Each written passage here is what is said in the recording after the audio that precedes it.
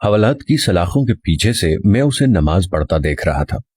وہ 25-26 سال کا خوبصورت نوجوان قتل کے مقدمے میں 2 دن پہلے ہی یہاں لایا گیا تھا، جہاں سے چند دن بعد عدالتی کارروائی کے بعد اسے جیل منتقل کیا جانا تھا۔ اس کے خلاف کیس کافی مضبوط تھا، اس لیے گمان غالب تھا کہ 1-2 پیشیوں کے بعد ہی اسے سزائے موت سنا دی جائے گی۔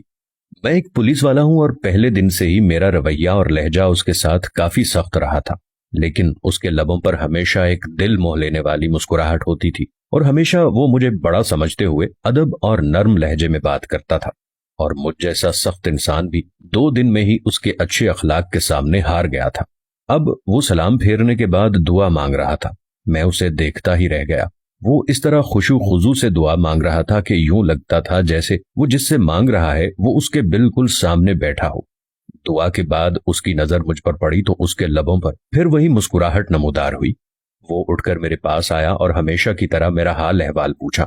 آج خلاف معمول میرا لہجہ کافی نرم تھا۔ باتوں کے دوران میں نے اس سے پوچھا کہ کیا واقعی اس نے قتل جیسا جرم کیا ہے، کیونکہ مجھے اس کی معصومیت سے نہیں لگ رہا تھا کہ وہ قتل جیسا جرم کر سکتا ہے۔ وہ بولا کہ ایک انسان کا قتل پوری انسانیت کا قتل ہے، تو پھر میں ایسا گھناؤنا جرم کیسے کر سکتا ہوں؟ اس نے مسکراتے ہوئے جواب دیا۔ میں نے کہا تو پھر؟ میں نے سوالیہ نظروں سے اس کی طرف دیکھا۔ وہ کہنے لگا کہ جب اللہ اس دنیا میں کسی کو اختیارات دیتا ہے نا، تو اکثر لوگ بھول جاتے ہیں کہ یہ اختیارات اللہ کی طرف سے امانت ہیں۔ وہ ان سب کو اپنا کمال اور حق سمجھ بیٹھتے ہیں۔ میرے ساتھ بھی ایسا ہی ہوا ہے۔ ہمارے علاقے کے ایک بااثر انسان نے قتل کر دیا اور اتفاق سے میں وہاں سے چند قدم ہی دور تھا۔ اس نے الزام مجھ پر لگا دیا، جھوٹے گواہ بھی تیار کر لیے اور میں یہاں آ گیا۔ مجھے دکھ سا ہوا۔ میں نے کہا تو تمہارے گھر والوں نے کچھ نہیں کیا؟ کہنے لگا کہ گھر والوں نے اپنی کسی کوشش کی، لیکن وہی بات، اس معاشرے میں لوگ بھی ڈر کے مارے اس کا ساتھ دیتے ہیں جو طاقتور ہو۔ وہ پھر سے مسکرایا۔ مجھے اس کے سکون کو دیکھ کر حیرت ہوئی۔ میں نے کہا کہ تمہیں ڈر نہیں لگتا؟ ہو سکتا ہے کچھ دنوں تک تمہیں موت کی سزا سنا دی جائے۔ کہنے لگا کہ انشاءاللہ مجھے کچھ نہیں ہوگا۔ میں نے اس کے آگے اپنی عرضی رکھ دی ہے جس کے سامنے بڑے سے بڑے بادشاہ کی بھی کوئی حیثیت نہیں ہے۔ اس نے بڑے پر یقین لہجے میں جواب دیا تھا۔ میں نے پھر سوالیہ نظروں سے اسے دیکھا۔ کہنے لگا کہ میں اپنے اللہ کی بات کر رہا ہوں، اسے میری بے گناہی کا علم ہے اور وہ مجھے کچھ نہیں ہونے دے گا۔ اس کے ہر لفظ سے محبت ٹپک رہی تھی۔ میں نے کہا کہ تمہیں یقین ہے کہ دعا سے کام ہو جائے گا؟ اگر نہ ہوا تو؟ کہنے لگا کہ جب اس سے مانگا جاتا ہے نا تو پھر شک میں نہیں پڑتے کہ وہ قبول نہیں کرے گا۔ میں سب کچھ اس پر چھوڑ کر انتظار کرتا ہوں۔ اس کے لہجے میں یقین ہی یقین تھا۔ میں بس اس کے چہرے کو تکتا رہ گیا کہ اس سے پہلے اللہ پر اتنا یقین شاید ہی کسی میں دیکھا ہو۔ 3 دن مزید گزر گئے۔ اس دوران اس کے گھر والے بھی اس سے ملنے آئے۔ وہ اپنے والدین کا اکلوتا بیٹا تھا۔ ماں کا رو رو کر برا حال تھا، لیکن اس کے سکون میں کوئی کمی نہیں آئی تھی۔ وہ مسلسل سمجھاتا رہا کہ میں نے اللہ کے سامنے عرضی رکھ دی ہے، اسے پتا ہے کہ میں بے گناہ ہوں، دیکھ لیجئے گا وہ مجھے کچھ نہیں ہونے دے گا۔ میں نے اللہ پر اتنا یقین اس سے پہلے صرف پڑھا ہی تھا، لیکن کبھی دیکھا نہیں تھا۔ میرے دل میں اب اس کے لیے عقیدت کے جذبات پیدا ہونا شروع ہو گئے تھے۔ شاید اللہ کی محبت ہوتی ہی ایسی ہے جو پتھر دل کو بھی پگھلا دیتی ہے۔ اور پھر جب اسے عدالت میں پیش کیا جانا تھا، اس سے 1 دن پہلے ہی عجیب واقعہ ہوا۔ جس شخص نے خود قتل کر کے الزام اس پر لگایا تھا، وہ اپنی بیوی اور اکلوتے بچے کے ساتھ گاڑی میں کہیں جا رہا تھا کہ اسے ایک خوفناک حادثہ پیش آ گیا۔ اس کے نتیجے میں اس کی بیوی اور بچہ تو موقع پر ہی جاں بحق ہو گئے، جبکہ اسے شدید زخمی حالت میں ہسپتال منتقل کیا گیا۔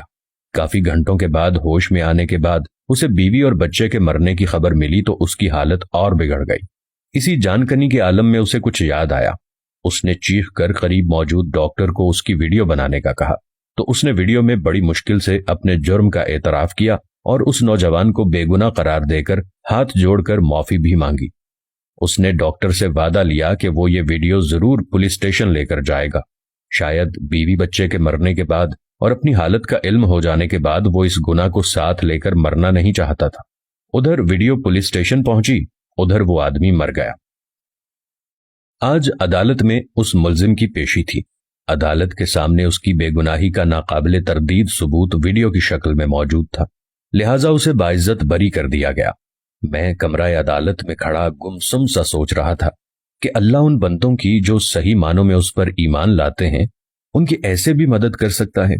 اس کی ہتھکڑیاں کھول دی گئی تھیں، माँ रोते हुए उससे लिपट गई।